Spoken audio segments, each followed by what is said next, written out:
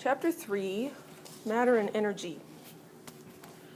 So if we look at this picture of a room, everything we see in there is made of matter. There's a water bottle, there's a rug, there's a chair, there's a computer, a door with a window. Oh, that's probably a mirror. But the matter that's in that room, there's different kinds, right? This rug is made out of some sort of a textile, and the table looks like it's made out of metal. They have different properties. And the differences between the different kinds of substances in that room has to do with the differences between the atoms and the molecules that compose the matter. I'm just going to run these two sections together. So what is matter? Not what is the matter, but what is matter? Matter can be defined as anything that occupies space and has mass. And some kinds of matter are easily visible. Can anybody name something that's matter that you can see? The table. One more. The floor.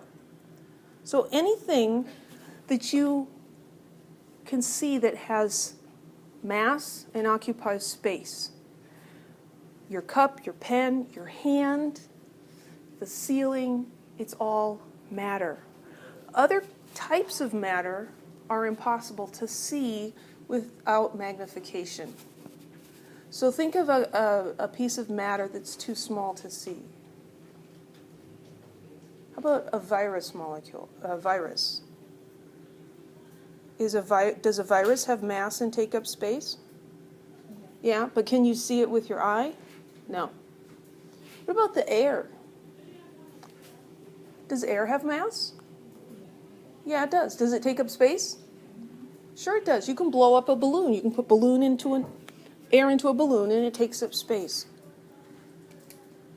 So some matter we can see, some we can't. If we look at, say, the bench top, it looks pretty smooth, doesn't it? You feel it, it's smooth, it's not really rough. It appears smooth and continuous, like it's like one piece, right? But it isn't. It's actually made up of atoms, individual atoms. I think of atoms as being a lot like Lego bricks. Have you guys ever been to Legoland? It's fun. When you have like lower elementary school age children, take them to Legoland. It's a lot easier on the parents than Disneyland. At Legoland, they have this area where they have made all of these amazing sculptures out of Lego bricks. They have the White House. There is an animated marching band in front of it. They have the Taj Mahal and Mount Rushmore and just everything you can imagine made out of just regular Lego bricks. And like the White House is, I don't know, maybe 7 or 8 feet tall. Just amazing. And if you back up away from it, it almost looks real. It almost looks continuous, but if you get up close to it, you see it's actually made up of little Lego bricks, and they have those little bumps on the top. But when you get away from it, they're small enough that they kind of disappear, and that's what happens with the atoms. This bench is made up of atoms, but the atoms are so tiny that we can't see them, and so it looks like it's just one solid object. But these atoms are these building blocks of matter. You can stick atoms together, bond them together, and form molecules. A molecule is just 2 or more atoms that are joined to each other and in a specific way. They're going to have a specific geometric arrangement. So when there are words like this that are in small caps, atoms, molecules, those are words that might be new, that you need to make sure that you understand. I'm not going to ask you for a definition, but you need to know how to use it in a sentence, and if I use it in an exam question, you need to know what those words mean. So those are vocabulary words. If we look at the top of this soda can, this is aluminum. If we were able to zoom in on the aluminum, we would see that it is composed of aluminum atoms. Lots and lots of aluminum atoms. And this is an example of the atoms existing as independent particles, not as parts of molecules.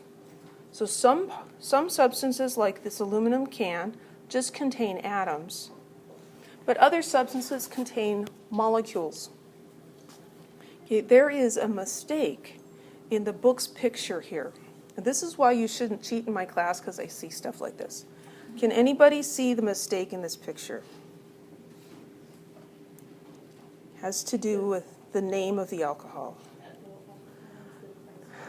Here they're saying this is isopropyl alcohol, and they're showing us this picture, this model, and here it says pure ethyl alcohol. Who does these things? Anyway, here is, I believe that is isopropyl alcohol. Here, if we zoomed in, we would see that the isopropyl alcohol molecules in this mislabeled bottle are actually molecules. The white little balls there are hydrogen atoms, the black ones are carbons, and the red one is an oxygen atom. And they all look the same. They rotate around, they're not all standing facing the same direction. They rotate around, but each of these is the same. Each of these is a molecule. So some substances are composed of atoms, others are composed of molecules. This is about the best kind of a picture that we can get of an individual atom. This is done using a scanning tunneling microscope. And what happens is there's a probe.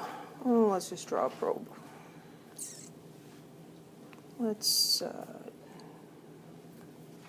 So they take a probe with a very fine point, and they're going to move it across the surface, and they're passing an electric current from this probe to the surface, and they maintain a constant electric current.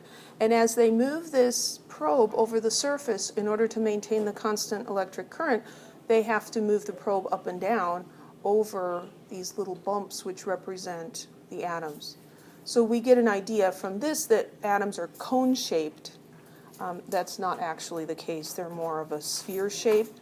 But with scanning tunneling microscopy, this is the best picture that we can get of individual atoms. So these blue bumps are individual atoms on a surface. This is a scanning tunneling microscope image of DNA. And hopefully you've learned at least something about DNA at some point in your educational career. You can see the double helix of the DNA. It's hard to distinguish individual atoms. Each of these bumps could be an atom or a functional group, but we can see the overall structure of this molecule. So we do have evidence of the existence of these little things called atoms and molecules.